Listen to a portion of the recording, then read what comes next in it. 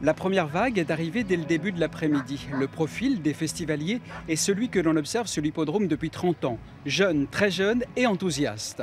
Moi, l'année dernière, ma mère était bénévole. Donc c'est vrai que c'est différent, c'est pas du tout le même style, pas du tout le même comportement qu'ils ont avec les uns aux autres. Mais c'est assez sympa, c'est la même ambiance, donc c'est vraiment sympa. Moi j'adore, toujours autant. Le montage des scènes et des infrastructures a débuté lundi dernier. Tout était prêt dès ce matin. Ce festival est né sur les cendres du rock dans tous ses états. Il a été mis sur pied aux mêmes dates et au même endroit que celui organisé depuis 30 ans par l'association L'Abordage. Mais c'est presque déjà de l'histoire ancienne, une page se tourne. De plus en plus on dit le maire d'Évreux a tué la culture à Évreux. Il aurait tué la culture s'il avait arrêté le festival. Là il fait une autre proposition, il a changé d'équipe. C'est un choix, c'est douloureux pour l'ancienne équipe qui avait 30 ans d'âge.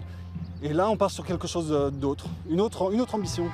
Sur scène, les groupes ont commencé à jouer dès 16h30. Premier de cordée, les Slaughterhouse Brothers, un groupe normand dont le chanteur Lancelot refuse les querelles entre anciens et nouveaux. Le public, il s'en fout, il n'est même pas vraiment au courant. Les gens, ils ont envie de s'amuser et de passer un bon moment. Et je pense qu'il faut être dans cette démarche plutôt que dans la querelle. Indispensable pour que ce festival fonctionne, les bénévoles, ils sont 258 à participer à la préparation du festival, à le faire vivre, à l'accueil, au bar ou encore dans les loges des artistes.